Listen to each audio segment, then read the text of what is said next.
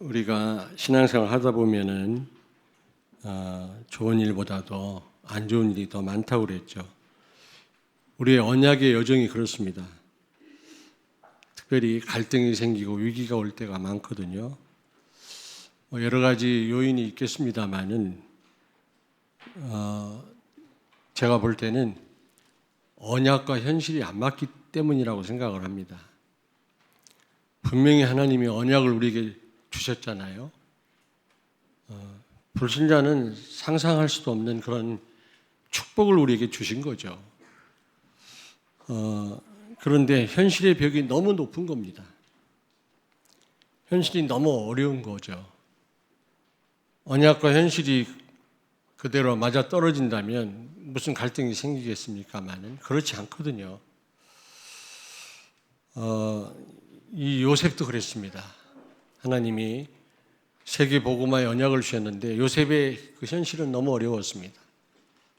그러나 요셉은 그 현실의 벽을 넘어서서 세계 복음화의 언약이 성취되는 그 축복을 누렸습니다. 오늘 여러분 특별히 우리 렘넌트들 오늘 이 말씀을 꼭 여러분의 영혼 속에 담기를 바라고 뇌 속에 담기를 바랍니다. 자, 요셉은요 창세기 37장 7절부터 11절을 찾습니다. 창세기 37장 7절에서 11절. 우리가 밭에서 곡식 단을 묶더니 내 단은 일어서고 당신들의 단은 내 단을 둘러서서 절하더이다. 그의 형들이 그에게 이르되 내가 참으로 우리의 왕이 되겠느냐 참으로 우리를 다스리게 되겠느냐 하고 그의 꿈과 그의 말로 말미암아 그를 더욱 미워하더니 요셉이 다시 꿈을 꾸고 그의 형들에게 말하여 이르되 내가 또 꿈을 꾼즉 해와 달과 11별이 내게 절하더이다 하니라. 그가 그의 꿈을 아버지와 형들에게 말하매 아버지가 그를 꾸짖고 그에게 이르되 내가 꾼 꿈이 무엇이냐 나와 내 어머니와 내 형들이 참으로 가서 땅에 엎드려 내게 절하겠느냐. 그의 형들은 시기하되 그의 아버지에는 그 말을 간직해 두었더라. 아멘. 지금 요셉이 꿈을 꾼 겁니다. 요셉의 곡식단 앞에 형들의 곡식단들이 절을 하더라는 거죠. 꿈속에. 그리고 또 꿈속에 11개의 별하고 해와 달이 자기를 보고 절을 하더라는 겁니다. 그랬더니 형들이 막 시기하고 기분 나빠했다고 그랬잖아요. 그러나 그 아버지는 마음에 두었더라 그랬는데 하나님이 꿈을 통해서 요셉을 통해서 세계 복음화할 것을 하나님이 언약으로 주신 겁니다. 그때는 성경 말씀이 기록이 안 됐을 때라 입으로 이 언약이 전달될 때라 하나님이 꿈을 통해서 나타나신 것 같아요. 지금은 그런 방법을 쓰지 않습니다. 혹시 여러분 꿈을 잘 꾸는 분들이 있다면 의미를 두지 마세요. 그냥 좋은 꿈 꿨다. 아유 오늘 안 좋은 꿈 꿨다. 그걸로 끝내세요. 거기에다 해석을 하지 마세요. 심지어 어떤 목사님은 지금도 복음을 가졌음에도 불구하고 꿈 얘기를 자꾸 하더라고요. 그래서 제가 말씀드렸어요. 말씀에 근거해야지 꿈에 의미를 두지 마십시오. 왜냐? 그분들 조금 틀린 응답을 받고 있더라고요. 내가 보니까. 그렇습니다, 여러분. 지금은 말씀으로 다 기록됐기 때문에 말씀을 통해서 하나님 우리에게 축복하시고 인도하시는 거지 다른 방법을 쓰지 않습니다. 방법을 못 쓰는 게 아니라 방법을 쓸 필요가 없어요. 성경 말씀이 있기 때문에. 강단 안에 답 다 있어요. 다른 데서 자꾸 답을 찾으려고 하지 마시길 바랍니다. 꿈을 통해서 언약을 하나님이 약속했지요. 반드시 하나님 말씀은 성취됩니다. 그런데 그 현실은 그렇지 않습니다. 창세기 39장 1절을 보겠습니다. 요셉이 이끌려 애굽에 내려가매 바로의 신하 친위대장 애굽 사람 보디발이 그를 그리로 데려간 이스마엘 사람의 손에서 요셉을 산이라. 아멘.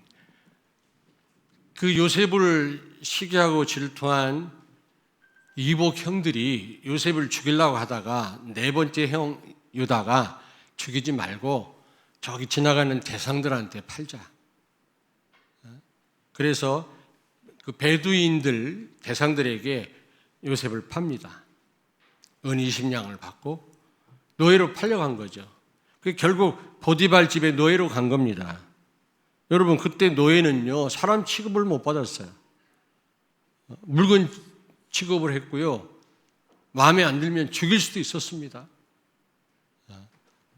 얼마나 현실이 힘듭니까? 안 그렇습니까? 뿐만 아니라 자기가 잘못해서 감옥 간 것도 아니고 누명을 쓰고 감옥 간 거 있죠. 보디발의 아내가 젊은 요셉을 유혹했는데 그걸 거절하니까 누명을 씌워서 감옥에 가둔 것입니다. 지금처럼 그런 좋은 환경이 아니에요, 여러분. 창세기 39장 20절을 찾습니다. 이에 요셉의 주인이 그를 잡아 옥에 가두니 그 옥은 왕의 죄수를 가두는 곳이었더라. 요셉이 옥에 갇혔으나. 아멘. 아멘. 근데 여러분, 이 노예로 팔려가고 죽임 당하려다가 형들한테 버림받았고 또 누명을 쓰고 감옥 간 거, 이게 보통 현실의 높은 벽이 아니겠죠. 근데 또 하나의 높은 벽이 있습니다. 현실의 벽이. 그게 뭡니까? 애굽의 총리가 된 겁니다. 창세기 41장 43절을 찾습니다. 자기에게 있는 버금수레에 그를 태우매 무리가 그의 앞에서 소리 지르기를 엎드리라 하더라. 바로가 그에게 애굽 전국을 총리로 다스리게 하였더라. 아멘. 아멘.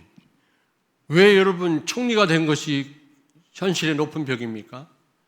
얼마나 절호의 기회입니까? 그 권력을 가지고 권력을 휘두를 수 있는 상황 아닙니까? 자기를 죽이려다 노예로 팔아버린 형들에게 원수를 갚는 기회란 말이에요.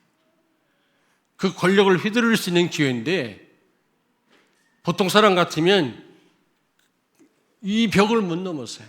요셉은 이 총리라고 하는 높은 현실의 벽을 넘어서서 형들을 용서했어요. 오히려 사람들을 살렸다니까? 권력을 가지고 못된 짓을 한 게 아니라, 근데 많은 사람은요, 이 벽 앞에서 다 무너집니다. 조금 잘 돼 보십시오. 권력 가져보세요. 지금 보세요. 지금 세상 돌아가는 거 보세요. 얼마나 권력을 잘못 사용했으면 지금. 여러분이 보고 계시지 않습니까? 이 벽을 못 넘어선 거예요. 지금 많은 사람들이. 여러분, 성공이 왜 무슨 현실의 벽이냐라고 생각할지 모르지만 그걸 못 넘어서는 사람이 많다니까. 요셉은 넘어선 겁니다. 어떻게 넘어섰느냐? 창세기 3장 15절. 예수가 그리스도라고 하는 이 언약을 가지고 이 넘어설 수 없는, 보통 사람 같으면 넘어설 수 없는 이 위기와 이 고난과 성공의 벽을 넘어선 거 있죠. 예수는 그리스도 모든 문제 해결자인 줄로 믿습니다. 왕, 제사장, 선지자 세 직분을 갖고 오셔서 인간의 근본 문제를 해결하신 분이십니다. 바꿔 말하면 모든 문제 해결자다. 그리스도란 말은 예수님의 직분이에요. 이름이 아닙니다. 이 언약을 가지고 모든 문제 해결자다. 그분이 여러분과 지금 함께 계시잖아요. 그렇다면 걱정할 게 뭐가 있겠습니까? 못 넘을 벽이 어디가 있겠어요? 하나님은 한계가 없는데 한계 없으신 하나님이 여러분과 함께 계시는데 우리는 한계에 묶여가지고 허덕이고 있지 않습니까? 그리고 창세기 37장 7절에서 11절 보니까 꿈으로 세계복음화 언약을 요셉에게 하나님이 주셨다고 했잖아요. 여러분, 이 언약을 가지고 모든 어려움을 극복해 나간 겁니다. 이 높은 현실의 벽을 뛰어넘은 거예요. 여러분들도 하나님이 그냥 부르신 게 아니라 세계복음화 때문에 여러분 부르시고 그 세계복음화의 대열에 여러분 서 있는 줄로 믿습니다. 거기에 대한 확신이 있으셔야 돼요. 왜냐? 여러분들은 복음을 분명히 깨달았고 그 언약을 갖고 있기 때문에. 저는 그래서 이게 바울이 붙잡은, 제가 처음 이 운동을 접하고요, 바울이 붙잡은 언약, 요셉이 붙잡은 언약과 동일한 언약 아니냐. 옛날에는 꿈에도 생각 못했던 거예요. 세계 복음하는 말도 잘 쓰지도 못했어요. 근데 메시지 듣다 보니까 틀림없이 우리를 통해 세계 복음 하시겠구나. 근데 우리 성도들이 너무 세계 현장을 몰라. 그래서 개척하자마자 매년 한 20여 명씩 모시고 필리핀 가고 아프리카 가고 50여 명 저 빼째르부르크 러시아 가고 일본 가고 매년 선교 현장을 가지 않았습니까? 왜냐? 여러분이 그 현장을 살릴 분들인데 현장을 너무 몰라도 비행기를 한 번도 안 타본 분들이 많더라고. 그래서 여러분들 모시고 개척 초기부터 매년 비전 트립을 나가지 않았습니까? 여러분 아시잖아요. 왜 여러분 모시고 나갔느냐? 구경하러 나간 게 아니에요. 여러분이 정복할 땅이다 이걸 보여주기 위해서. 왜냐? 여러분이 잡은 언약은 확실하다니까 의심하지 마시기 바랍니다. 복음을 깨닫지 못하고 종교 생활하는 교회 교인들은 미안하지만 세계복음만 못해요. 그러나 여러분들은 분명히 하나님은 여러분 통해 세계복음 하실 줄로 믿습니다. 이 속에 있다고 생각해 보세요. 어떤 어려움도 못 견디겠습니까? 성공 앞에서도 겸손할 수밖에 없죠. 안 그래요? 제가 대전에 처음 왔을 때 굉장히 어려움이 많았어요. 막 이런저런 말도 많고요. 우리 교회에서 나간 성도들이요, 교회마다 무슨 편지를 돌려가지고요, 내가요, 막 어떤 인간이라고, 동네에서도 막, 하여튼 제가 유명했습니다. 이단의 괴수라고. 그러니까, 여기 계시지만, 목사님, 딴 데로 이사 가십시다. 여기 못 살겠네요, 너무. 아니다. 여기 있읍시다. 증거를 하나님 보여주실 겁니다. 왜냐? 나 같은 모자란 인간, 대전이 고향이기도 하지만 나를 여기 보내신 이유가 있다. 대전 살리시려고 나를 보내셨단 말이야. 그러므로 저는 문제가 안 되더라고요. 그 어떤 것도. 나를 보내신 이유를 내가 아니까 요셉에게 성취될 세계복음 언약을 주었잖아요. 그 언약을 하나님 이루실 건데 그 어떤 현실의 벽도 못 넘어설 이유가 어디가 있겠습니까? 그리고 세 번째로 그는 응답으로 이 현실의 높은 벽을 넘어섰어요. 창세기 39장 3절에 보니까 요셉과 하나님이 함께하는 걸 보았다고 그랬어요. 불신자가 볼 정도로 요셉이요 응답을 받은 거예요. 그렇습니다. 그리고 자기 집에 모든 걸 다 맡길 정도로 요셉을 통해서 응답을 받다니까. 요셉은 모르겠습니까? 여러분이요 응답을 받으셔야 돼요. 그래야만 흔들리지 않습니다. 교회를 다니면서도 맨날 갈등하는 분이 있습니까? 그런 분은 없겠지요. 아유, 우리 집 근처에 가까운 교회도 있는데 여기까지 꼭 나와야 되나? 막 이러고. 교회가 많은데 말이지. 응답을 못 받으셔서 그래요. 정말로 맛을 보시면요. 여러분, 어떤 높은 벽도 넘어설 수 있습니다. 응답 자체보다는 하나님이 살아계시구나. 말씀을 이루시는구나. 이걸 확인하게 되면요. 겁날 곳이 없더라고요. 제가 보니까. 좋은 영화를 한 프로 봐도 그게 오래 가는데요. 하나님 살아계심을 체험했는데 그게요. 얼마나 우리에게 힘을 주는지 몰라요. 요셉은 응답을 받은 거예요. 응답, 하나님의 역사를 체험하는 사람을 그 누구도 못 이겨요. 정말입니다. 응답 받으시기 바랍니다. 하나님 살아계시고 응답하시기를 기뻐하시는 하나님이고 기다리고 계시는데 한 번도 응답을 못 받았다. 그러면 맨날 갈등해야 되고요. 문제 오면 그 문제 벽 앞에 무너지는 것입니다. 그리고 무엇보다도 창세기 39장 2절에 보니까 하나님의 은혜로 그 높은 벽을 넘어선 거예요. 여러분들에게도 삶의 높은 현실의 벽이 있겠습니다만 요셉은요. 자살해야 될 만큼 그런 높은 현실의 벽이 있었다니까. 근데 그걸 어떻게 넘어섰다고요? 하나님의 은혜로. 39장 2절에 보니까 하나님이 요셉과 함께 하심에 그렇게 돼 있더라고. 난 요셉이 하나님과 함께 한 줄 알았어. 근데 그게 아니라 하나님이 요셉과 함께 했다고 그랬어. 이게 은혜가 아니고 무엇이겠습니까? 요셉이 함께 했다면 혹시 몰라도 하나님이 함께 했다니까. 어떻게 함께 하셨어요? 형제들한테 버림받게 하고 또 죽임을 당하려다가 간신히 살아나서 노예로 팔려가게 한 거, 누명수 감옥 가게 한 거, 이게 하나님의 은혜예요. 그런 일들을 통해서 그리스도를 바라볼 수밖에 없었던 겁니다. 하나님께 맡길 수밖에 없었던 겁니다. 노예가 말도 안 통하는 그 애굽에 와서 할 수 있는 일이 무엇이 있겠습니까, 여러분? 하나님 바라볼 수밖에 없는 겁니다. 이게 하나님 은혜였어요, 여러분.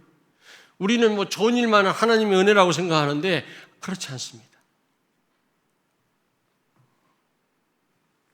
자, 그러면 세 번째로 우리가 어떻게 하면 되겠습니까? 이게 중요하잖아요. 어떻게 하면 우리 여정 가운데 끊임없이 찾아오는 이 현실의 높은 벽을, 언약과 현실과의 이 갭을 어떻게 하면 메꿀 수 있겠냐, 넘어설 수 있겠냐 하는 겁니다, 여러분. 오늘 요셉을 통해서 여러분 중요한 답을 얻기를 바랍니다. 첫째로 마태복음 16장 16절 언약을 붙잡으세요. 주는 그리스도시요 살아계신 하나님의 아들이십니다. 예수님은 십자가에서 모든 문제를 해결하신 분이시요 우리의 주인이시요 지금 살아서 나와 동행하시는 분이신 줄로 믿습니다. 그 이름으로 기도하면 사단이 결박돼요. 그 이름으로 기도하면 응답이 돼요. 땅에서 매면 하늘에서 매일 것이요 땅에서 풀면 하늘에서 풀리리라. 하나님 응답하신단 말이에요. 하늘 보좌의 축복을 누리게 됩니다. 그 이름으로 기도할 때 전도의 문이 열립니다. 베드로가 받은 축복 아니겠습니까? 요셉도 이 언약 가지고 그 높은 현실의 벽을 넘어선 거예요. 뿐만 아니라 골로새서 2장 2절 3절 예수 안에 모든 부하와 모든 것이 다 들어있느니라. 여러분, 우리는 맨날 없는 것만 생각하잖아요. 이것도 없고 저것도 없고 저 사람 다 있는데 나는 뭐야? 사단이 주는 생각이에요. 예수 안에 다 있다면서요. 그 그리스도가 여러분과 함께 계시다면서요. 그럼 여러분들은 다 가진 분들입니다. 그렇다면 어떤 고백을 해야 돼요? 이것도 부족하고 저것도 부족하고 나는 왜 이럴까가 아니라 여호와는 나의 목자시니 내게 부족함이 없으리로다. 최고 어려운 상황에서 다윗이 이 고백을 했어요. 쫓기는 상황에서 3,000명의 사울의 군대가 죽이려고 따라다닐 때 잠도 제대로 못 자는 그런 상황에서 이런 고백을 했다니까. 아니, 지난 주일날 말씀드렸습니다만 야곱이요 아들 요셉 때문에 식구들 데리고 애굽으로 갔잖아요. 얻어먹으려고. 얻어먹으려고 한 주제에 애굽 왕 바로를 만났어요. 그때 그 시대 세계 강대국입니다. 애굽은요, 이집트는요. 그 바로 왕 앞에서 나는 험악한 세월 살았다면서 푸념을 하고 나가면서 축복하고 나갔다 그랬어요. 애굽 왕 바로를 그 주제에 얻어먹으러 간 주제에 그는 야복강가에서 뭘 깨달았어요? 아, 예수 안에 타 있구나. 내가 인문도 있을 필요가 없구나. 하나님께 다 맡기면 되는구나. 이 답이 나온 거예요. 그러니까 그 주제에 애굽 왕 바로를 축복하지. 여러분, 예수 안에 다 있음을 믿으시기 바랍니다. 여러분 안에 다 있어요. 그렇다면 세계 복음하고 남을 축복이 여러분에게 이미 주어졌다니까 이 사실을 믿는 만큼 누리게 될 줄로 믿습니다. 이걸 못 누리면 늘 한계에 빠져요. 이것도 없고 저것도 없고 이것도 없고 저것도 없고 돈도 없고 건강도 없고 맨날 이런다니까. 저는 혼자 길을 가면서도 좀 정신 이상한 사람처럼 웃을 때가 많아요. 왜 웃냐면 예수 안에 다 있으면 이게 느껴질 때 그래 말이야. 난 다 가진 사람이야. 없는 게 없어. 하나님 나와 같이 계시잖아. 부러운 게 없어.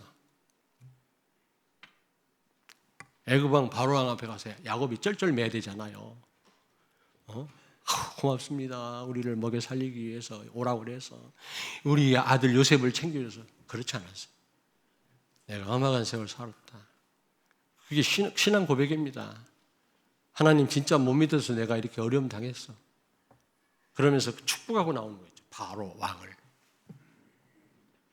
골로새서 2장 2절 3절을 진짜 믿었던 거예요. 예수 안에 다 있음을 야곱이 믿었던 겁니다. 요셉도 이 사실을 믿고요. 모든 현실의 벽을 넘어선 거예요.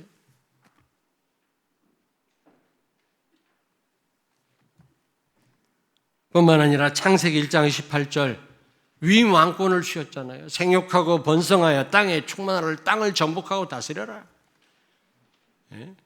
이런 엄청난 축복을 주셨어요. 이걸 문화적 명령이라고 그래요. 다른 말로 우리 인간에게 주신 최고의 축복입니다. 모든 걸 관리하고 정복하고 다스릴 축복. 우리는 돌부처 앞에 절하고 비는 그런 존재가 아니라니까요. 우리는요. 하나님 말고 모든 게 우리 통치 대상이에요. 돈도 다스릴 대상이지 끌려다닐 대상이 아니란 말이에요. 사람도 사랑할 대상이지 의리 대상이 아니란 말이에요. 눈치 볼 대상이 아니란 말입니다. 창세기 12장 3절에 보니까 너는 복이라 너로 인하여 천한 만민이 복을 받을 거다 그랬어요. 여러분이 이 축복을 받았어요. 여러분 때문에 천한 만민이 복을 받게 될 줄로 믿습니다. 늘 여러분 그 고백을 서로 하라고 제가 부탁드리잖아요. 그게요 그냥 말하란 말이 아니에요. 여러분이 받은 축복이고 사도행 1장 8절 너로 인하여 땅까지로 증인이 되리라 하시니라. 성령 충만 받고 땅끝까지 증인 될 거라는 겁니다. 되게 하시겠다는 겁니다. 되라는 말이 아니라 그 속에 여러분과 내가 있어요. 그렇다면 이 축복이 세계복음화의 이 사명과 축복 천명이 내 삶 속에 그대로 이루어진다면 못 넘을 벽이 어디가 있겠습니까? 아니 아브라함과 사라 애를 못 낳잖아요. 100살 90살인데 근데 하나님 말씀대로 행해서 애를 낳은 게 아니에요. 행할 수가 없어요. 우리는요 말씀대로 행할 수가 없어요. 단지 그 말씀을 믿고 기도했더니 하나님이 행하셨다 그랬거든요. 성령이 역사하셔서 애를 낳게 하신 겁니다. 이삭을 낳게 한 거예요. 근데 애를 낳기까지 그 사라를 하나님이 돌보셨다 그랬어요. 창세기 21장입니까?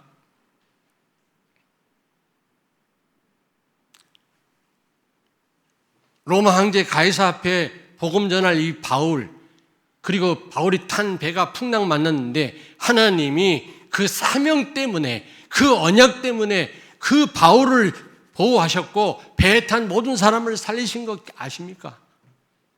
바울이 훌륭해서가 아닙니다. 여러분이 세계 복음화 해야 될 사람이 맞다면 그것도 문제 와도 괜찮아요. 현실의 벽이 아무리 높아도 괜찮아요.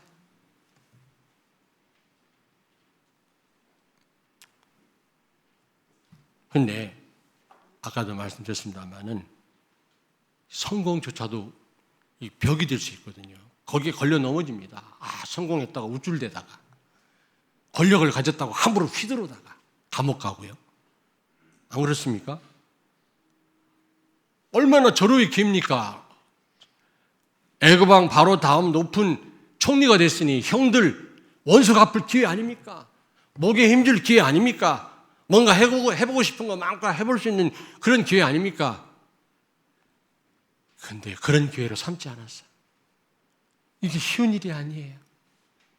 성공했으면 성공한 폼을 한번 재보고 싶은데 한번 그걸 누리고 싶은데 그걸 포기하고 오히려 그걸 통해서 사람을 살린다? 그걸 통해서 하나님 계획을 이룬다? 성공을 통해서 오히려 더 겸손해진다? 어렵습니다. 이거 높은 벽입니다. 고난도 위기도 높은 벽이지만 성공은 더 어려운 우리의 현실의 벽입니다. 제가 보니까 잘 나가던 사람이 성공해가지고 무너지는 경우를 너무 많이 봐요. 지금 보십시오. 정치인들 높은 자리에 있을 때 잘하지. 제가 훌륭해서가 아니라 하나님 주신 건데, 권선징악 몰라요? 우리에게 권위를 주신 것은 선한 것을 권장하고 악을 징벌하라고 주신 거고, 공권력도 마찬가지예요. 여기 경찰관이 있지만 경찰관에게 공권력을 준 거는 악한 자를 징벌하고 선한 자를 도우라고.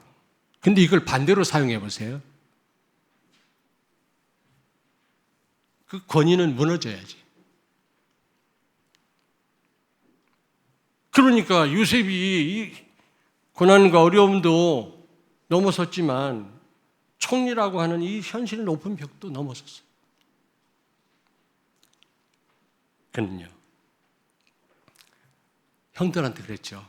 형들이여, 염려하지 마세요. 애굽으로 온 이 형들이여, 언제, 지금 아버지가 있어서 자기들이 지금 살고 있는 거지. 아버지가 돌아가시면 저 동생이 왼수 갚을 거야. 우리 다 죽일 거야. 늘 두려웠다고. 그런데 요셉이 불렀어요. 형들이여, 염려하지 마세요. 형들이 나를 판 게 아니라 하나님이 여러분들을 구원하라고 앞서 보내셨습니다.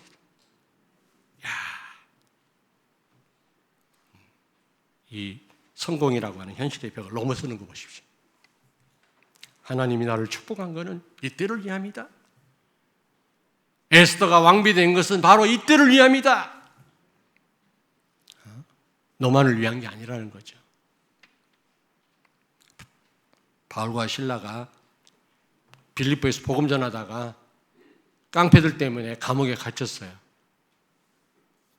점치는 여자아이, 점치기에서 복채를 챙기던 깡패들이 그 여자아이가 예수 믿고 점을 못 치니까 돈이 안 생기니까 모함을 해가지고 바울과 실라를 감옥에 가뒀다고. 여러분, 전도하다 보면 이런 어려움 당할 수도 있어요. 오해도 받을 수 있다고. 그런데 감옥에서 어떻게 했습니까? 오히려 찬양했어요. 채찍에 맞았는데 채찍 끝에 이렇게 날카로운 이 새가 달려있다고 그래요. 때리면 살이 팍팍 패입니다. 그런 채찍에 맞았는데도 하나님을 찬양하다 옥토가 열리고요. 간수와 그 간수 모든 식구들이 다 예수 믿었다고 하지 않습니까? 여러분, 이 고난을 통해서 오히려 이 벽을 통해서 오히려 여러분 사람을 살렸습니다. 요셉은요, 고난을 통해서 보디발 가정을 살렸고요, 감옥을 살렸고요, 감옥 가서 그는 총리가 돼서도요, 이 잘못하면 이게 벽이 될 수 있는데 이걸 넘어서 그 시대를 살린 거 있죠. 아멘.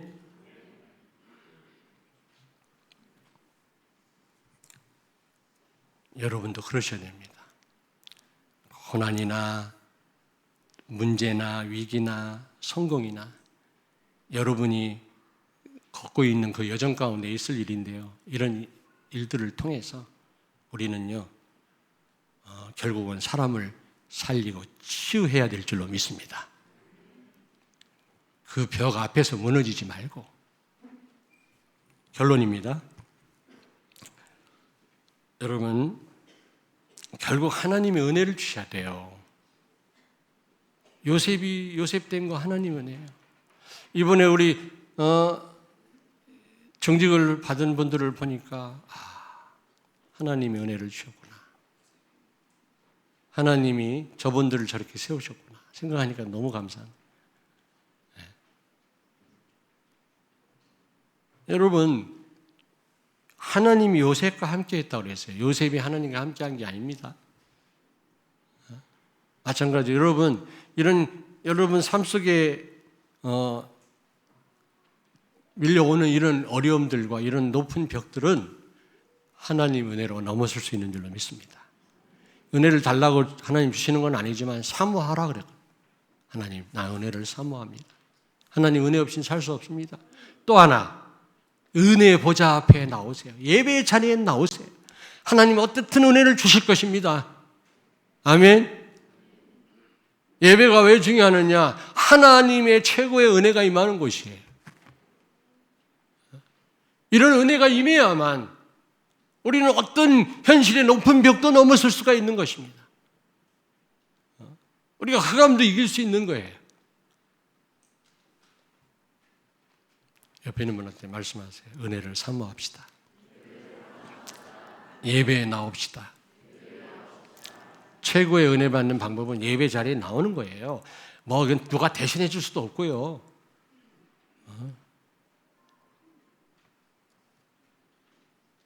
그런데 그러다 어제 산업선교 메시지 듣는데 그런 말씀을 하시더라고. 언약을 주어졌다. 이미 주어진 거예요. 그 다음에 우리에게 있는 고난과 어려움, 뭐 성공이 모든 것은 그릇을 갖추게 하는 것이다. 그런 말씀이 나오더라고. 맞다. 그렇습니다, 여러분. 결국 세계 복음할 그릇으로 우리를 세워 가시는 거예요. 성공도 위기도 고난도 어려움도 현실의 높은 벽도 전부 나를 세계 복음할 그릇으로 만들어가는 과정임을 여러분 아셔야 돼요. 그래서 감사할 것밖에 없더라고. 그래 말이야. 기도하겠습니다. 살아계신 주님을 찬양합니다.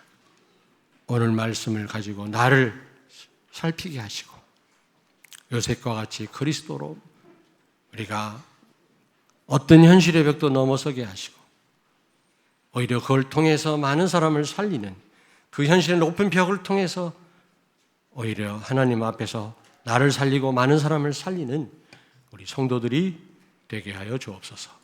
예수님 거룩하신 이름으로 기도하옵나이다. 아멘.